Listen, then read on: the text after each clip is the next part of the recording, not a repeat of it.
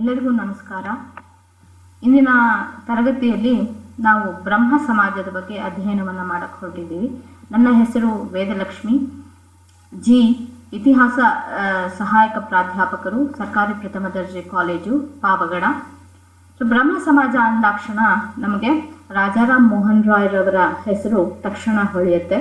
ರಾಜಾರಾಮ್ ಮೋಹನ್ ರಾಯ್ ರವರು ಈ ಸಾಮಾಜಿಕ ಸುಧಾರಣೆಯ ಕುರಿತು ಬಹಳಷ್ಟು ಹೋರಾಟಗಳನ್ನು ಮಾಡಿರುವಂಥದ್ದು. ಅವರನ್ನು ಪುನರುಜ್ಜೀವನದ ಪಿತಾಮಹ ಅಂತ ಕರಿಬಹುದು, ಜೊತೆಗೆ ಬ್ರಹ್ಮ ಸಮಾಜದ ಸ್ಥಾಪಕ ಅಂತ ಕರಿಬಹುದು. ಅವರು ವಿಚಾರವಾದಿಯಾಗಿದ್ದರು, ಮಾನವತಾವಾದಿಯಾಗಿದ್ದರು. ಸೊ ಈ ಎಲ್ಲ ಲಕ್ಷಣಗಳನ್ನು ಅವರು ಹೊಂದಿದ್ದರಿಂದ ಅವರು ಸಮಾಜಕ್ಕೆ ಸ್ಪಂದನೆಯನ್ನು ಕೊಡೋದಕ್ಕೆ ಸಾಧ್ಯವಾಯಿತು ಅನ್ನುವಂಥದ್ದನ್ನು ನಾವು ಗಮನಿಸಬೇಕಾಗತ್ತೆ. ಸೊ ಅವರ ನೇತೃತ್ವದಲ್ಲಿ ಶುರುವಾದಂತಹ ಬ್ರಹ್ಮ ಸಮಾಜದ ಬಗ್ಗೆ ಈ ದಿನ ನಾವು ಅಧ್ಯಯನವನ್ನು ಮಾಡಬೇಕಾಗಿದೆ.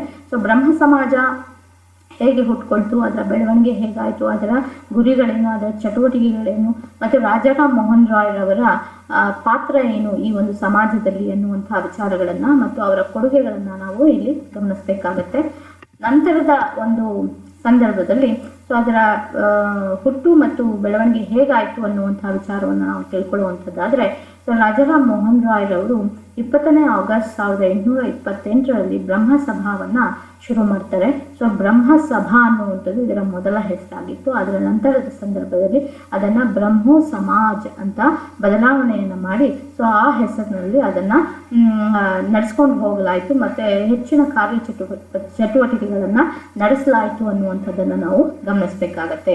ಸೊ ಈ ರೀತಿಯಾಗಿ ಶುರುವಾದಂಥ ಬ್ರಹ್ಮ ಸಮಾಜ ಅನ್ನುವಂಥದ್ದು ಎರಡು ರೀತಿಯಾದಂಥ ಗುರಿಗಳನ್ನು ಹೊಂದಿತ್ತು.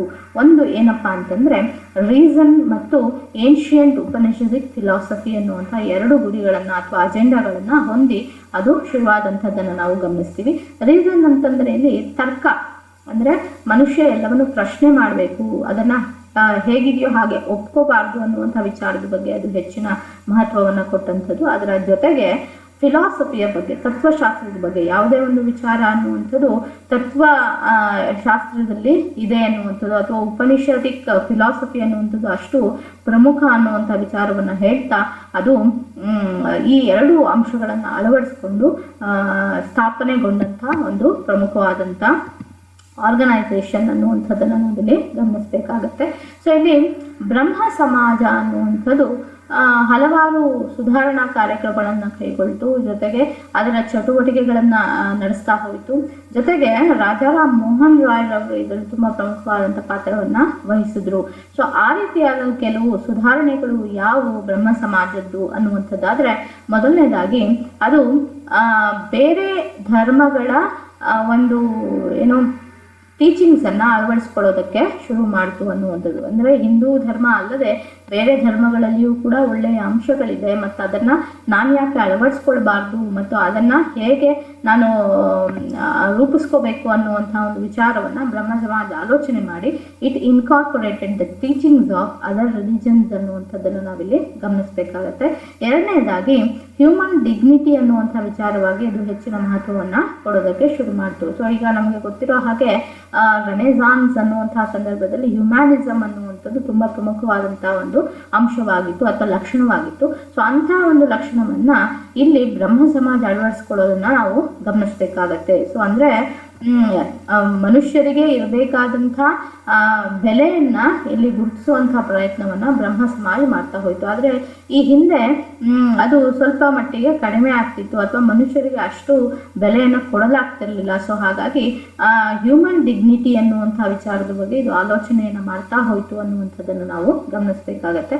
ಇಟ್ ಅಪೋಸ್ಡ್ ಐಡೋಲೇಟ್ರಿ ಅನ್ನುವಂಥದ್ದು ಕೂಡ ಇದರ ಪ್ರಮುಖವಾದಂಥ ಅಂಶವಾಗುತ್ತೆ. ಅಂದರೆ ವಿಗ್ರಹಾರಾಧನೆಯನ್ನು ಕುರಿತು ಇದು ವ್ಯತಿರಿಕ್ತ ಭಾವನೆಯನ್ನು ಹೊಂದಿತ್ತು. ಅಂದರೆ ವಿಗ್ರಹಾರಾಧನೆ ತಪ್ಪು ಅನ್ನುವಂಥದ್ದು ಇದರ ಭಾವನೆಯಾಗಿತ್ತು. ಸೊ ಹಾಗಾಗಿ ಇದು ಅಪೋಸ್ಡ್ ಐಡೋಲೇಟ್ರಿ ಅನ್ನುವಂಥದ್ದನ್ನು ನಾವು ಗಮನಿಸಬೇಕಾಗತ್ತೆ. ಇನ್ನೊಂದು ಪ್ರಮುಖವಾದಂಥ ಒಂದು ಸುಧಾರಣಾ ಕಾರ್ಯಕ್ರಮ ಇದು ಅಳವಡಿಸ್ಕೊಂಡಂಥದ್ದು ಅಂತಂದರೆ ಸತಿ ಪದ್ಧತಿ ಅನ್ನುವಂಥ ಒಂದು ಸಾಮಾಜಿಕ ಪಿಡುಗನ್ನು ತೊಡೆದು ಹಾಕೋದ್ರಲ್ಲಿ ಅದು ಪ್ರಮುಖವಾದಂಥ ಪಾತ್ರವನ್ನು ವಹಿಸ್ತು ಅನ್ನುವಂಥದ್ದನ್ನು ನಾವು ಗಮನಿಸಬೇಕಾಗತ್ತೆ. ಅದಕ್ಕೋಸ್ಕರ ಒಂದು ರೆಗ್ಯುಲೇಷನನ್ನು ತರಲಾಯಿತು ಮತ್ತು ಅದನ್ನು ಶಿಕ್ಷಾರ್ಹ ಅಪರಾಧ ಅಂತ ಗುರುತಿಸಲಾಯಿತು. ಸೊ ಈ ರೀತಿಯಾಗಿ ಸತಿ ಪದ್ಧತಿಯ ಬಗ್ಗೆ ಹೆಚ್ಚಿನ ಹೋರಾಟಗಳು ಈ ಸಂದರ್ಭದಲ್ಲಿ ನಡೆದಂಥದ್ದು. ಇನ್ನು ಪಾಲಿಥೇಯಿಸಮ್, ಬಹು ದೇವತಾ ಆರಾಧನೆ ಅನ್ನುವಂಥದ್ರ ಬಗ್ಗೆ ಇದು ಹೋರಾಟವನ್ನು ನಡೆಸಿದಂಥದ್ದು. ಸೊ ಹಿಂದೂ ಧರ್ಮದಲ್ಲಿ ನಮಗೆ ಗೊತ್ತಿರೋ ಹಾಗೆ ಬಹುದೇವತಾ ಆರಾಧನೆ ಅನ್ನುವಂಥದ್ದು ತುಂಬ ಸಾಮಾನ್ಯವಾದಂತಹ ವಿಚಾರ. ಆದರೆ ಆ ಒಂದು ವಿಚಾರದ ಬಗ್ಗೆ ಬ್ರಹ್ಮ ಸಮಾಜ ಅನ್ನುವಂಥದ್ದು ಹೋರಾಟಗಳನ್ನು ನಡೆಸಿದಂಥದ್ದನ್ನು ನಾವಿಲ್ಲಿ ಗಮನಿಸಬೇಕಾಗತ್ತೆ. ಸೊ ಬಹು ದೇವತಾ ಆರಾಧನೆಯನ್ನು ವಿರೋಧಿಸಿ ಹಲವಾರು ಹೋರಾಟಗಳು ಬ್ರಹ್ಮ ಸಮಾಜದಿಂದ ನಡೆದವು ಅನ್ನುವಂಥದ್ದನ್ನು ನಾವಿಲ್ಲಿ ಗಮನಿಸಬೇಕಾಗತ್ತೆ. ಅದರ ಜೊತೆಗೆ ದೇವರ ಅವತಾರಗಳ ಬಗ್ಗೆ ಇದು ನಂಬಿಕೆಯನ್ನು ಹೊಂದಿರಲಿಲ್ಲ. ಸೊ ದೇವರ ಅವತಾರಗಳು ಅನ್ನುವಂಥದ್ರ ಬಗ್ಗೆ ನಂಬಿಕೆಯನ್ನು ಹೊಂದಿರಲಿಲ್ಲ ಮತ್ತು ಅದನ್ನ ಎಲ್ಲೂ ಕೂಡ ಪ್ರಪೋಸ್ ಮಾಡಲಿಲ್ಲ ಅನ್ನುವಂಥದ್ದನ್ನು ನಾವಿಲ್ಲಿ ಗಮನಿಸಬೇಕಾಗತ್ತೆ. ಅದರ ಜೊತೆಗೆ ಮನುಷ್ಯನ ತರ್ಕ ವಿಚಾರ ಮತ್ತು ಅವನ ಆತ್ಮಸಾಕ್ಷಿಗೆ ಹೆಚ್ಚಿನ ಮಹತ್ವವನ್ನು ಕೊಡಲಾಯಿತು ಅನ್ನುವಂಥದ್ದನ್ನು ನಾವಿಲ್ಲಿ ಗಮನಿಸಬೇಕಾಗುತ್ತೆ. ಅಗೇನ್ ಹ್ಯುಮ್ಯಾನಿಸಮ್ ಅನ್ನುವಂಥದ್ರ ಬಗ್ಗೆ ಹೆಚ್ಚಿನ ಮಹತ್ವವನ್ನು ಕೊಟ್ಟಂಥದ್ದು ಬ್ರಹ್ಮ ಸಮಾಜ್. ಅದರ ಜೊತೆಗೆ ಜಾತಿ ಪದ್ಧತಿಯನ್ನ ವಿರೋಧಿಸಿ ಇದು ಹೋರಾಟಗಳನ್ನ ಮಾಡಿದಂಥದ್ದನ್ನು ನಾವಿಲ್ಲಿ ಗಮನಿಸಬೇಕಾಗುತ್ತೆ. ಸೊ ಇವೆಲ್ಲವೂ ಕೂಡ ಬ್ರಹ್ಮ ಸಮಾಜದ ಸುಧಾರಣಾ ಕಾರ್ಯಕ್ರಮಗಳಲ್ಲಿ ಪ್ರಮುಖವಾದಂಥ ಅಂಶಗಳಾಗಿತ್ತು. ಸೊ ಇದರ ಒಂದು ಬೆಳವಣಿಗೆಯನ್ನು ನಾವು ನೋಡುವಂಥದ್ದಾದರೆ 3 ರೀತಿಯಾಗಿ ಇದರ ಬೆಳವಣಿಗೆಯನ್ನು ನಾವು ನೋಡಬಹುದು. ಒಂದು ರಾಜಾರಾಮ್ ಮೋಹನ್ ರಾಯ್ರವರ ಸಂದರ್ಭದಲ್ಲಿ, ಇನ್ನೊಂದು ದೇವೇಂದ್ರನಾಥ್ ಟ್ಯಾಗೂರ್ ರವರ ಸಂದರ್ಭದಲ್ಲಿ, ಮೂರನೇದಾಗಿ ಕೇಶವ್ ಚಂದ್ರ ಸೇನ್ ರವರ ಒಂದು ಸಂದರ್ಭದಲ್ಲಿ ನಾವು 3 ಹಂತಗಳಲ್ಲಿ ಇದರ ಬೆಳವಣಿಗೆಯನ್ನು ಕಾಣಬಹುದಾಗಿದೆ. ಮೊದಲನೇದಾಗಿ ರಾಜಾರಾಮ್ ಮೋಹನ್ ರಾಯ್ರವರ ಸಂದರ್ಭದಲ್ಲಿ ಏನೆಲ್ಲ ಸುಧಾರಣಾ ಕಾರ್ಯಕ್ರಮಗಳನ್ನು ಬ್ರಹ್ಮ ಸಮಾಜ ಅಳವಡಿಸ್ಕೊಳ್ತು ಅನ್ನುವಂಥದ್ದನ್ನು ನಾವು ಕಾಣುವಂಥದ್ದಾದರೆ, ಮೊದಲನೇದಾಗಿ ಅವರು ಒಂದು ಪತ್ರಿಕೆಯನ್ನು ಸ್ಥಾಪನೆ ಮಾಡ್ತಾರೆ, ಸಂವಾದ ಕೌಮುದಿ ಅನ್ನುವಂಥ ಒಂದು ಪತ್ರಿಕೆ. So it was a journal which use to discuss each and everything of the society. ಸಮಾಜದಲ್ಲಿರುವಂಥ ಹಲವಾರು ವಿಚಾರಗಳನ್ನು ಚರ್ಚೆ ಮಾಡಿ ಸೊ ಅದರ ಬಗ್ಗೆ ಜನರ ನಿಲುವನ್ನು ಪ್ರಶ್ನೆ ಮಾಡುವಂಥ ಒಂದು ಪತ್ರಿಕೆಯಾಗಿ ಸಂವಾದ ಕೌಮುದಿಯನ್ನು ನಾವು ಕಾಣ್ತಾ ಹೋಗ್ತೀವಿ. ಸೊ ಹಾಗಾಗಿ it played A very important role in social reforms ಅನ್ನುವಂಥದ್ದನ್ನು ನಾವು ಗಮನಿಸಬೇಕಾಗತ್ತೆ. ಸೊ ಅದಾದ ನಂತರ ಇಲ್ಲಿ ಸತಿ ಪದ್ಧತಿ ಎನ್ನುವಂಥದ್ದು ಎಷ್ಟು ವ್ಯಾಪಕವಾಗಿತ್ತು ಮತ್ತು ಎಷ್ಟು ಕ್ರೂರವಾಗಿತ್ತು ಅನ್ನುವಂಥ ವಿಚಾರವನ್ನು ನಾವೀಗಾಗಲೇ ಚರ್ಚೆ ಮಾಡಿದ್ದೀವಿ. ಸೊ ಅಂಥ ಕ್ರೂರವಾದಂಥ ಸತಿ ಪದ್ಧತಿಯನ್ನು ಮೊದಲ ಬಾರಿಗೆ ಗೌರ್ಮೆಂಟ್ ರೆಗ್ಯುಲೇಷನ್ ಆಫ್ 1829 ಅನ್ನುವಂಥ ಒಂದು ಆಕ್ಟ್ ಪ್ರಕಾರ the practice of sati was considered as crime. Sati ಪದ್ಧತಿಯನ್ನು ಶಿಕ್ಷಾರ್ಹ ಅಪರಾಧ ಅಂತ ಪರಿಗಣಿಸಲಾಯಿತು ಅನ್ನುವಂಥದ್ದನ್ನು ನಾವು ಗಮನಿಸಬೇಕಾಗುತ್ತೆ. So this was during the time of Lord William Bentinck ಅನ್ನುವಂಥದ್ದನ್ನು ನಾವು ಗಮನಿಸಬೇಕಾಗತ್ತೆ. ಅದರ ಜೊತೆಗೆ ಈ ಒಂದು ಹೋರಾಟ ಅನ್ನುವಂಥದ್ದು ಎಷ್ಟು ತೀವ್ರವಾಗಿತ್ತು ಅನ್ನುವಂಥದ್ದಾದರೆ ಕೊನೆಗೆ ಆ ಸತಿ ಪದ್ಧತಿಯನ್ನು ರದ್ದುಗೊಳಿಸುವಂಥ ಒಂದು ಕೆಲಸವನ್ನು ಈ ಸಂದರ್ಭದಲ್ಲಿ ಮಾಡಲಾಯಿತು ಅನ್ನುವಂಥದ್ದನ್ನು ನಾವು ಗಮನಿಸಬೇಕಾಗುತ್ತೆ. ಇನ್ನು ಮೂರನೇದಾಗಿ ಪಾಲಿಗಮಿ ಅಥವಾ ಬಹುಪತ್ನಿತ್ವ ಅನ್ನುವಂಥ ವಿಚಾರದ ಬಗ್ಗೆ ಮತ್ತು ವಿಧವೆಯರ ಒಂದು ಪೊಸಿಷನ್ ಬಗ್ಗೆ ಮತ್ತು ಅವರ ಆಸ್ತಿ ಹಕ್ಕಿನ ಬಗ್ಗೆ, ಸೊ ಇವೆಲ್ಲದರ ಬಗ್ಗೆ ಕೂಡ ಬ್ರಹ್ಮ ಸಮಾಜ ಹೋರಾಟವನ್ನು ಮಾಡ್ತು. ಅಂದರೆ ಮಹಿಳೆಯರ ಮತ್ತು ಅವರ ಹಕ್ಕಿನ ಬಗ್ಗೆ ಹೋರಾಟಗಳು ರಾಜಾರಾಮ್ ಮೋಹನ್ ರಾಯ್ರವರ ನೇತೃತ್ವದಲ್ಲಿ ಮತ್ತು ಬ್ರಹ್ಮ ಸಮಾಜದ ನೇತೃತ್ವದಲ್ಲಿ ಸಮಾಜದಲ್ಲಿ ನಡೀತಾನೆ ಇದ್ವು ಅನ್ನುವಂಥದ್ದನ್ನು ನಾವಿಲ್ಲಿ ಗಮನಿಸಬೇಕಾಗತ್ತೆ. ಇಲ್ಲಿ ಶಿಕ್ಷಣಕ್ಕೂ ಕೂಡ ಹೆಚ್ಚಿನ ಒತ್ತನ್ನು ಕೊಟ್ಟಂಥವರು ರಾಜಾರಾಮ್ ಮೋಹನ್ ರಾಯ್. ಸೊ ಹಾಗಾಗಿ ಎಜುಕೇಷನಲ್ ಇನ್ಸ್ಟಿಟ್ಯೂಷನ್ಸನ್ನು ಇವರ ಸಂದರ್ಭದಲ್ಲಿ ಸ್ಥಾಪನೆ ಮಾಡಲಾಗುತ್ತೆ. ಹಿಂದೂ ಕಾಲೇಜ್ ಅನ್ನುವಂಥ ಒಂದು ಕಾಲೇಜನ್ನು 1817ರಲ್ಲಿ ಡೇವಿಡ್ ಹ್ಯಾರೆ ಎನ್ನುವಂಥವರ ನೇತೃತ್ವದಲ್ಲಿ ರಚನೆ ಮಾಡಲಾಯಿತು. ವೇದಾಂತ ಕಾಲೇಜ್ ಅನ್ನುವಂಥ ಒಂದು ಕಾಲೇಜನ್ನು 1825ರಲ್ಲಿ ಸ್ಥಾಪನೆ ಮಾಡಲಾಯಿತು. ಸೊ ಹೀಗೆ ಭಾರತೀಯ ಶಿಕ್ಷಣಕ್ಕೆ ಅನುಗುಣವಾಗಿ ಈ ಎರಡೂ ರೀತಿಯಾದಂಥ ಇನ್ಸ್ಟಿಟ್ಯೂಷನ್ಸನ್ನು, ಎಜುಕೇಷನಲ್ ಇನ್ಸ್ಟಿಟ್ಯೂಷನ್ಸನ್ನು ಸ್ಥಾಪನೆ ಮಾಡಿದಂಥ ಒಂದು ಕೆಲಸವನ್ನು ರಾಜಾರಾಮ್ ಮೋಹನ್ ರಾಯ್ರವರು ಮಾಡ್ತಾ ಹೋಗ್ತಾರೆ. ಸೊ ಇವರಿಗೆ ಶಿಕ್ಷಣದ ಬಗ್ಗೆ ಯಾಕೆ ಅಷ್ಟೇ ಒಲವು ಅನ್ನುವಂಥದ್ದಾದರೆ, ಒಂದು ಅವರು ತುಂಬ ಶಿಕ್ಷಣನ ಪಡೆದಿದ್ದಂಥವರಾಗಿದ್ದರು. ಅದರ ಜೊತೆಗೆ ಅವರಿಗೆ ಹಲವಾರು ಭಾಷೆಗಳು ಗೊತ್ತಿದ್ವು ಅನ್ನುವಂಥದ್ದು. ಸುಮಾರು 15 ಭಾಷೆಗಳು ಅವರು ತುಂಬ ಸುಲಲಿತವಾಗಿ ಮಾತನಾಡುವಂಥ, ಬರೆಯುವಂಥ, ಓದುವಂಥ ಎಲ್ಲ ಒಂದು ಅಭ್ಯಾಸವನ್ನು ಬೆಳೆಸ್ಕೊಂಡಿದ್ರು.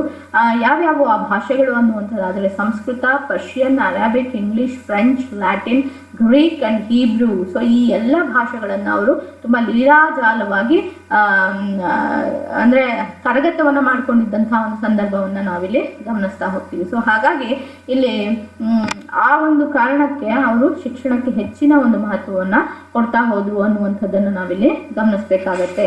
ಆಮೇಲೆ ರಾಜಾರಾಮ್ ಮೋಹನ್ ರಾಯ್ ಅವರು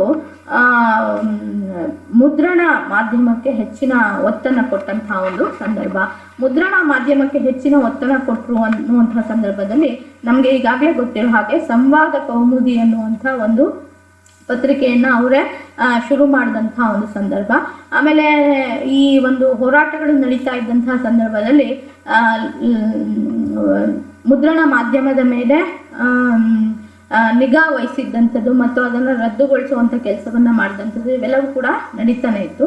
ಆದರೆ ಹೋರಾಟವನ್ನು ಮಾಡಿ ಲಾರ್ಡ್ ಹೇಸ್ಟಿಂಗ್ಸ್ ಮತ್ತು ಮೆಟ್ಕಾಫ್, ಚಾರ್ಲ್ಸ್ ಮೆಟ್ಕಾಫ್ ಇವರೆಲ್ಲರೂ ಕೂಡ ಮುದ್ರಣ ಮಾಧ್ಯಮದ ಮೇಲೆ ಇದ್ದಂಥ ನಿಯಂತ್ರಣವನ್ನು ಅಥವಾ ನಿರ್ಬಂಧವನ್ನು ತೆಗೆದುಹಾಕುವಂಥ ಒಂದು ಕೆಲಸವನ್ನು ಮಾಡಿದ್ರು. ಸೊ ಅಂತಹ ಸಂದರ್ಭದಲ್ಲಿ ಸಂವಾದ ಕೌಮುದಿಯ ಜೊತೆಗೆ ಸಮಾಚಾರ ದರ್ಪಣ ಮತ್ತು ಮೀರತ್ ಉಲ್ ಅಕ್ಬರಿ ಅನ್ನುವಂಥ ಇನ್ನೊಂದು ಪತ್ರಿಕೆ, ಜೊತೆಗೆ ಬ್ರಾಹ್ಮಣಿಕಲ್ ಅನ್ನುವಂಥ ಒಂದು ಪತ್ರಿಕೆ, ಇವೆಲ್ಲವನ್ನೂ ಕೂಡ ರಾಜಾರಾಮ್ ಮೋಹನ್ ರಾಯ್ ಅವರು ಶುರು ಮಾಡಿದಂಥದ್ದು ಮತ್ತು ಇದರ ಮುಖಾಂತರ ಜನರ ಜೊತೆ ಚರ್ಚೆಯನ್ನು ಮಾಡುವಂಥ ಕೆಲಸವನ್ನು ಮಾಡ್ತಾ ಹೋಗ್ತಾರೆ.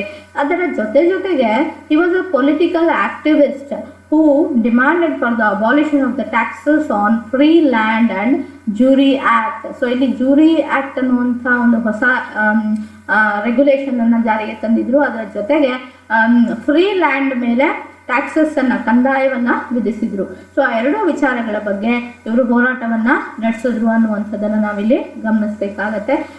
ರಾಜಾರಾಮ್ ಮೋಹನ್ ರಾಯ್ ರವರು ಕೇವಲ ಭಾರತಕ್ಕೆ ಮಾತ್ರ ಸೀಮಿತವಾದಂಥವರಲ್ಲ, ಬದಲಾಗಿ ಹಿ ವಾಸ್ ಎ ಇಂಟರ್ನ್ಯಾಷನಲಿಸ್ಟ್ ಅನ್ನುವಂಥದ್ದನ್ನು ನಾವಿಲ್ಲಿ ಗಮನಿಸಬೇಕಾಗತ್ತೆ. ಅವರು ವಿಶ್ವದ ಪ್ರಮುಖ ವ್ಯಕ್ತಿಗಳಲ್ಲಿ ಒಬ್ರು, ಸೊ ವಿಶ್ವಕ್ಕೆ ಸಂಬಂಧಿಸಿದಂಥವ್ರು ಅನ್ನುವಂಥದ್ದನ್ನು ನಾವಿಲ್ಲಿ ಗಮನಿಸಬೇಕಾಗತ್ತೆ. ಸೊ ಅವರ ಒಂದು ಏನು ಮುಂದಾಲೋಚನೆ ಹೇಗಿತ್ತು ಅನ್ನುವಂಥದ್ದಾದ್ರೆ ಅದು ತುಂಬ ಮುಂದುವರೆದಂಥದ್ದಾಗಿತ್ತು. ಸೊ ಅವರ ಆಲೋಚನೆಗಳೆಲ್ಲವೂ ಕೂಡ ತುಂಬ ಮುಂದುವರೆದಂಥವಾಗಿದ್ವು ಅನ್ನುವಂಥದ್ದನ್ನು ನಾವು ಗಮನಿಸಬೇಕಾಗತ್ತೆ. ಸೊ ಅವರು ಜನರ ಮೇಲೆ ಆಗ್ತಾ ಇದ್ದಂಥ ಆಪರೇಷನನ್ನು ವಿರೋಧಿಸ್ತಾರೆ.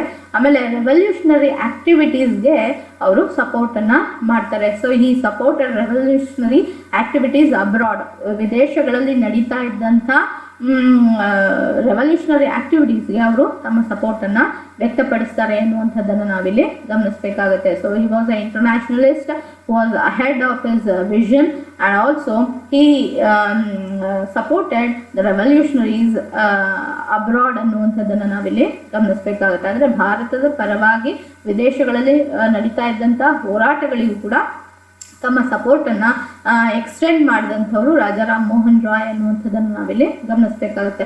ಸೊ ಎಲ್ಲ ಅಂಶಗಳನ್ನು ನಾವು ಗಮನಿಸಿದಂಥ ಸಂದರ್ಭದಲ್ಲಿ ಅವರು ಭಾರತದಲ್ಲಿ ಒಂದು ಆಧುನಿಕ ಯುಗವನ್ನೇ ಶುರು ಮಾಡಿದ್ರು ಅಥವಾ ಆರಂಭ ಮಾಡಿದ್ರು ಅನ್ನುವಂಥದ್ದು ತಪ್ಪಾಗಲಾರದು ಅನ್ನುವಂಥದ್ದನ್ನು ನಾವಿಲ್ಲಿ ಗಮನಿಸಬೇಕಾಗುತ್ತೆ. So he was the precursor of modern age in India, ಅಥವಾ he inaugurated the modern age in India ಅನ್ನುವಂಥದ್ದನ್ನು ನಾವಿಲ್ಲಿ ಗಮನಿಸಬೇಕಾಗುತ್ತೆ. So these were all the contributions of Rajaram Mohan Roy for the socio-religious reform movement as well as national struggle which was going on in India at that point of time ಅನ್ನುವಂಥದ್ದನ್ನು ನಾವಿಲ್ಲಿ ಗಮನಿಸಬೇಕಾಗುತ್ತೆ. ಇನ್ನು ದೇಬೇಂದ್ರನಾಥ್ ಟ್ಯಾಗೂರ್ ಅವರು ಈ ಒಂದು ಬ್ರಹ್ಮ ಸಮಾಜದ ನೇತೃತ್ವವನ್ನು ವಹಿಸ್ಕೊಳ್ತಾರೆ. So he was the father of Rabindranath Tagore. So ಅವರು ಈ ಸಮಾಜವನ್ನು 1842ರಲ್ಲಿ ಸೇರ್ಕೊಳ್ತಾರೆ. ಅವರ ಸಂದರ್ಭದಲ್ಲಿ ಬ್ರಹ್ಮ ಸಮಾಜವನ್ನು ಆದಿ ಬ್ರಹ್ಮೋ ಸಮಾಜ ಅಂತ ಕರೆದಂಥದ್ದು. ಸೊ ಅದಕ್ಕೂ ಮುಂಚೆ ಅವರು ತತ್ವಬೋಧಿನಿ ಸಭಾ ಅನ್ನುವಂಥದ್ದನ್ನು ಸ್ಥಾಪನೆ ಮಾಡಿದರು. ಸೊ ಅದಾದ ಮೇಲೆ ಬ್ರಹ್ಮ ಸಮಾಜದ ಚುಕ್ಕಾಣಿಯನ್ನು ಹಿಡಿದಂಥದ್ದನ್ನು ನಾವಿಲ್ಲಿ ಗಮನಿಸಬೇಕಾಗತ್ತೆ. ಸೊ ತತ್ವಬೋಧಿನಿ ಸಭೆಯನ್ನು ಸ್ಥಾಪನೆ ಮಾಡಿದ ನಂತರ ಅವರು ತತ್ವಬೋಧಿನಿ ಪತ್ರಿಕಾ ಅನ್ನುವಂಥ ಒಂದು ಬೆಂಗಾಲಿ ಪತ್ರಿಕೆಯನ್ನು ಕೂಡ ಶುರು ಮಾಡ್ತಾರೆ.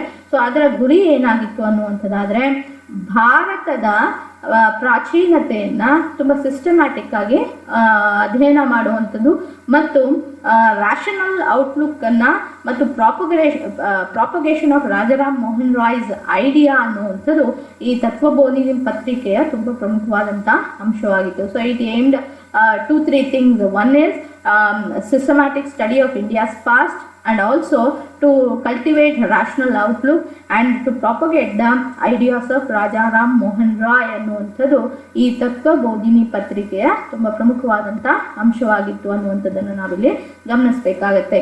ಸೊ ಇವರ ಸಂದರ್ಭದಲ್ಲೇ ಬ್ರಹ್ಮ ಸಮಾಜಕ್ಕೆ ಡೆರೋಸೀಸ್ ಅನ್ನುವಂಥ ಒಂದು ಗುಂಪಿನ ಸಪೋರ್ಟ್ ಕೂಡ ಸಿಗುತ್ತೆ.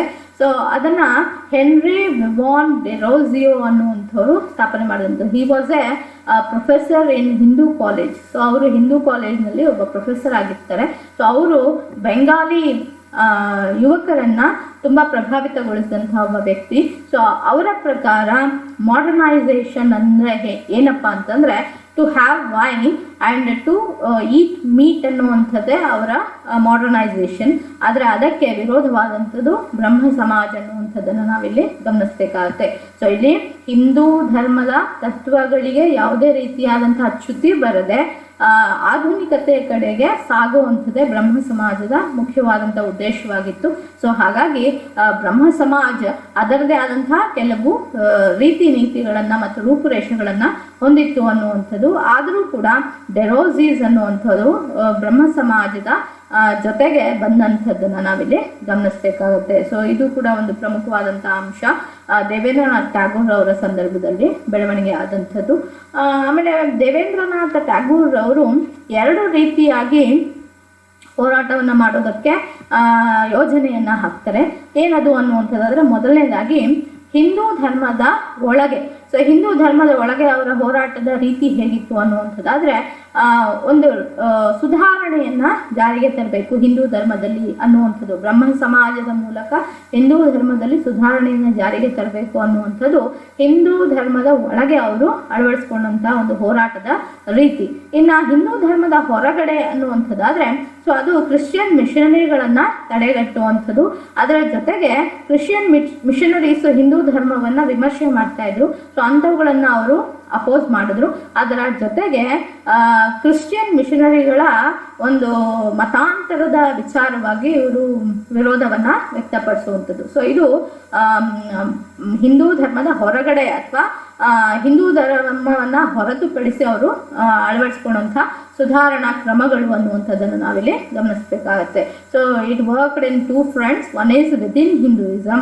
Within Hinduism, Brahma Samaj wanted to reform the problems in Hinduism ಅನ್ನುವಂಥದ್ದು. ಎರಡನೇದಾಗಿ ಔಟ್ಸೈಡ್ ಹಿಂದೂಯಿಸಮ್ ಅಂತಂದಾಗ it wanted to oppose Christian missionaries for criticising Hinduism and for attempts of conversion ಅನ್ನುವಂಥದ್ದನ್ನು ನಾವಿಲ್ಲಿ ಗಮನಿಸಬೇಕಾಗುತ್ತೆ. So these are the 2 important fronts Brahma Samaj wanted to fight during the time of Devendranath Tagore ಅನ್ನುವಂಥದ್ದನ್ನು ನಾವಿಲ್ಲಿ ಗಮನಿಸಬೇಕಾಗುತ್ತೆ. ಅದರ ಜೊತೆಗೇನೆ widow remarriage ಬಗ್ಗೆ ಅವರು ಮಾತಾಡ್ತಾರೆ, ವುಮೆನ್ ಎಜುಕೇಷನ್ ಬಗ್ಗೆ ಮಾತಾಡ್ತಾರೆ, ಅಬಾಲಿಷನ್ ಆಫ್ ಪಾಲಿಗಮಿ ಬಗ್ಗೆ ಮಾತಾಡ್ತಾರೆ, ಮತ್ತು ರೈತರ ಬಗ್ಗೆ ಅವರಿಗೆ ಹೆಚ್ಚಿನ ಕಾಳಜಿ ಇತ್ತು. ಸೊ ಹಾಗಾಗಿ they wanted to improve the condition of rights in India ಅನ್ನುವಂಥದ್ದನ್ನು ನಾವು ಗಮನಿಸಬೇಕಾಗುತ್ತೆ. These are all the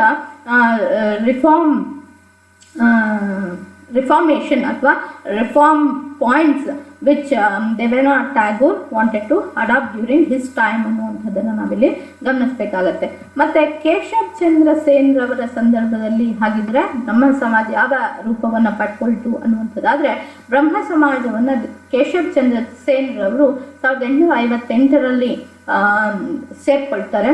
so ಇಲ್ಲಿ ಕೇಶವ್ ಚಂದ್ರ ಸೇನ್ ರವರ ಒಂದು ಕೊಡುಗೆ ಅಪಾರವಾದಂಥದ್ದು. ಅದು ಶಾಖೆಗಳನ್ನು ಸ್ಥಾಪನೆ ಮಾಡುವಷ್ಟರ ಮಟ್ಟಿಗೆ ಬೆಳವಣಿಗೆಯನ್ನು ಹೊಂದಿತು. ಸೊ ಎಲ್ಲೆಲ್ಲಿ ಶಾಖೆಗಳನ್ನು ಸ್ಥಾಪನೆ ಮಾಡಲಾಯಿತು ಹಾಗಿದ್ರೆ ಅನ್ನುವಂಥದ್ದಾದರೆ ಯುನೈಟೆಡ್ ಪ್ರಾವಿನ್ಸಲ್ಲಿ ಶಾಖೆಗಳು ಸ್ಥಾಪನೆ ಆದವು. ಪಂಜಾಬ್, ಬಾಂಬೆ, ಮದ್ರಾಸ್, ಆಮೇಲೆ ಇನ್ನೂ ಇತರೆ ಪ್ರಾಂತ್ಯಗಳಲ್ಲಿ ಬ್ರಹ್ಮ ಸಮಾಜದ ಶಾಖೆಗಳನ್ನು ಸ್ಥಾಪನೆ ಮಾಡಲಾಯಿತು ಅನ್ನುವಂಥದ್ದನ್ನು ನಾವು ಗಮನಿಸಬೇಕಾಗತ್ತೆ. ಆದರೆ ದೇವೇಂದ್ರನಾಥ್ ಟ್ಯಾಗೋರ್ ಮತ್ತು ಕೇಶವ್ ಚಂದ್ರ ಸೇನ್ ರವರಿಗೆ ಕೆಲವು ವಿಚಾರಗಳಲ್ಲಿ ತಿಕ್ಕಾಟಗಳು ಉಂಟಾದಂತಹ ಸಂದರ್ಭದಲ್ಲಿ ಆಚಾರ್ಯ ಅನ್ನುವಂಥ ಒಂದು ಪದವಿಯಿಂದ ಕೇಶವ್ ಚಂದ್ರ ಸೇನ್ ರವರನ್ನು ಡಿಸ್ಮಿಸ್ ಮಾಡಿದಂಥ ಒಂದು ಸಂದರ್ಭವನ್ನು ನಾವು ಕಾಣ್ತೀವಿ. ಸೊ ಅಲ್ಲಿಗೆ ಕೇಶವ್ ಚಂದ್ರ ಸೇನ್ ರವರ ಒಂದು ಬ್ರಹ್ಮ ಸಮಾಜದ ನಂಟು ಅನ್ನುವಂಥದ್ದು ಕಡಿದು ಹೋಗುತ್ತೆ. ಸೊ ಹಾಗಾಗಿ ಅವ್ರು ಏನು ಮಾಡಿದ್ರು ಅಂತಂದರೆ ಬ್ರಹ್ಮ ಸಮಾಜ್ ಆಫ್ ಇಂಡಿಯಾ ಅನ್ನುವಂಥ ಒಂದು ಹೊಸ ಏನು ಹೆಸರಿನಿಂದ ಬ್ರಹ್ಮ ಸಮಾಜವನ್ನು ಸ್ಥಾಪನೆ ಮಾಡಿದ್ರು 1866ರಲ್ಲಿ. ಸೊ ಇದು ಮಾಮೂಲಿಯಾಗಿ ಬ್ರಹ್ಮ ಸಮಾಜದ ರೀತಿಯಲ್ಲೇ ಕೆಲಸವನ್ನ ಮಾಡ್ಕೊಂಡು ಹೋಗ್ತಾ ಇತ್ತು.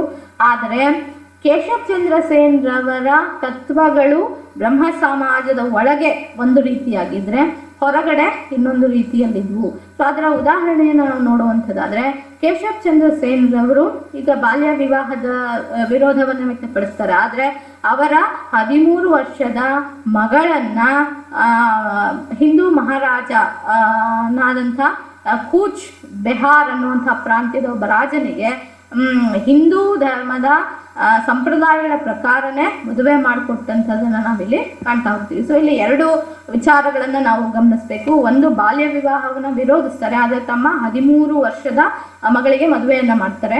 ಮತ್ತು ಹಿಂದೂ ಧರ್ಮದ ಕೆಲವು ಸಂಪ್ರದಾಯಗಳನ್ನು ವಿರೋಧಿಸ್ತಾರೆ, ಆದರೆ ಹಿಂದೂ ಧರ್ಮದ ಎಲ್ಲ ಸಂಪ್ರದಾಯಗಳನ್ನು ಆಚರಿಸಿ ತಮ್ಮ ಮಗಳ ಮದುವೆಯನ್ನು ಮಾಡ್ತಾರೆ. So it was just paradox.